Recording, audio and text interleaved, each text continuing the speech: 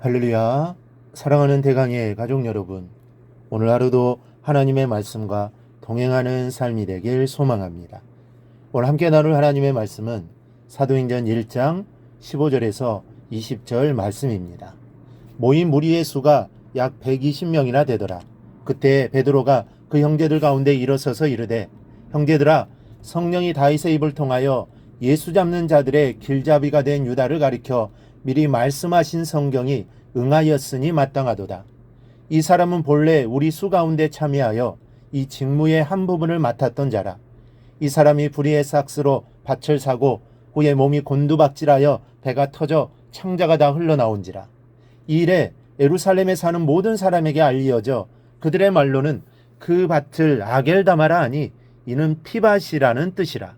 시편에 기록하였으되 그의 거처를 황폐하게 하시며 거기 거하는 자가 없게 하소서 하였고, 또 일렀으되 그의 직분을 타인이 취하게 하소서 하였도다. 아멘. 오늘 본문 말씀은 우리를 우울하고 슬프게 하는 기록입니다. 바로 예수를 배신한 제자 가룟 유다의 사도적 직분의 박탈과 더불어 그의 비참한 최후에 대한 기록이기 때문입니다. 유다가 예수님을 왜 배신했는가는 사실상 불가사의한 일입니다. 단지 성경을 연구하는 학자들이 추측한 몇 가지 이유가 있는데 그 중에서 대표적인 것들을 뽑아보면 이렇습니다. 첫째는 유다를 외톨이로 보는 견해입니다.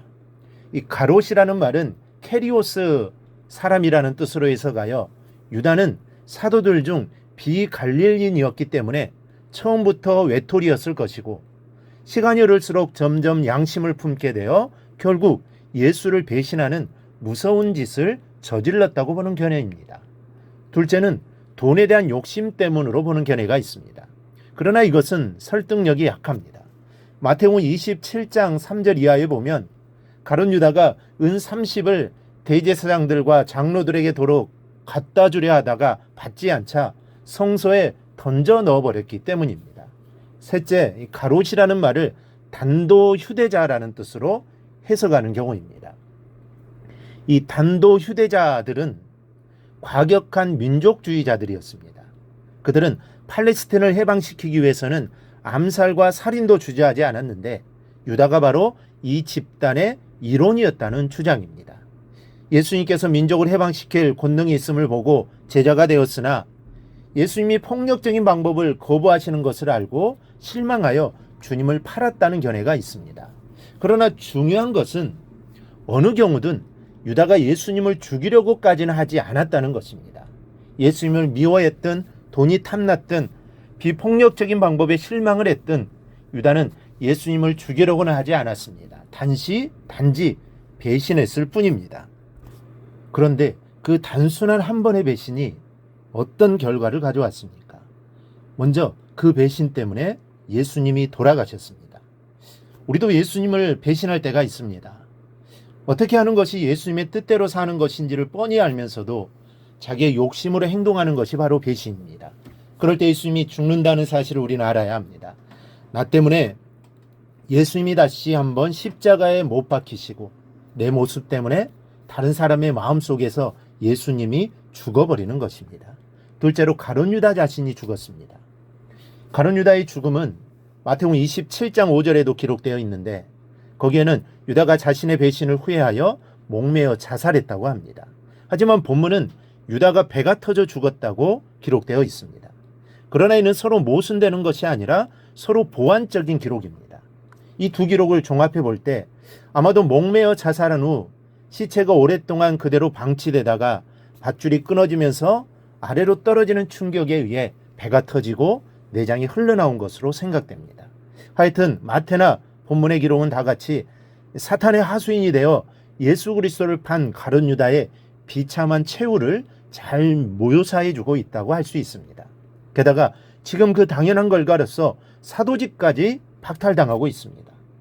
예수를 배신하고 믿음을 떠나면 영적으로 가룟 유다의 상태와 다를 것이 없는 최후를 맞이할 수밖에 없습니다. 죽음과 함께 모든 세상적인 부귀 권세는 다 남의 것이 되고 내 손에 남는 것은 아무것도 없습니다. 천국은 박탈당하고 지옥으로 가게 되면 그 모양이 어떻겠습니까?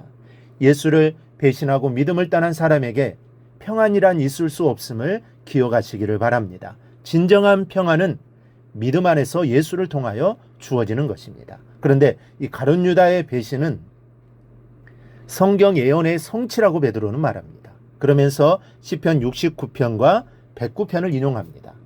이는 가룟 유다의 배신이 그저 우연히 발생한 것이 아니라 하나님의 섭리의 결과임을 보여주는 것입니다. 이 사실을 통해 우리는 무엇을 알 수 있습니까?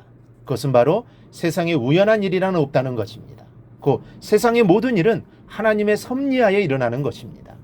물론 그렇다고 세상에 일어나는 악한 일까지도 하나님께서 일어나도록 계획하고 조장하셨다는 의미는 아닙니다. 하나님은 결코 악을 조장하시지 않으며 또 악을 알지도 못하십니다. 세상의 모든 악은 악의 와신인 사단의 조장과 부패한 인간의 자유의지에 따른 행동에 그 원인이 있는 것입니다. 하나님은 다만 그러한 사단과 인간의 악행까지도 포괄하는 원대한 계획을 세우시고 모든 일들을 섭리하심으로 하나님의 뜻을 이루어 가시는 것입니다.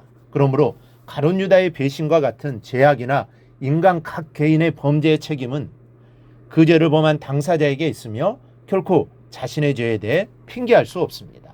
하여튼 여기서 중요한 사실은 세상의 모든 일들은 하나님의 섭리 가운데 일어난다는 사실입니다.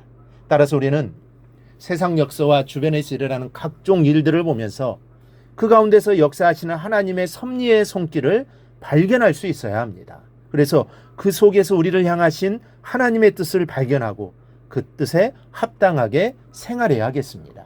우리가 이러한 구속사적 역사관을 가질 때 역사 속에서 하나님의 뜻을 발견하고 그 뜻에 합당한 삶을 살게 되는 것입니다. 우리 모두 하나님의 뜻대로 살아가는 우리 성도님들의 다 되시기를 주님의 이름으로 축원합니다. 오늘 묵상한 말씀을 굳게 잡고 삶으로 실천하며 살아내는 대강의 모든 성도들이 되기를 축복합니다.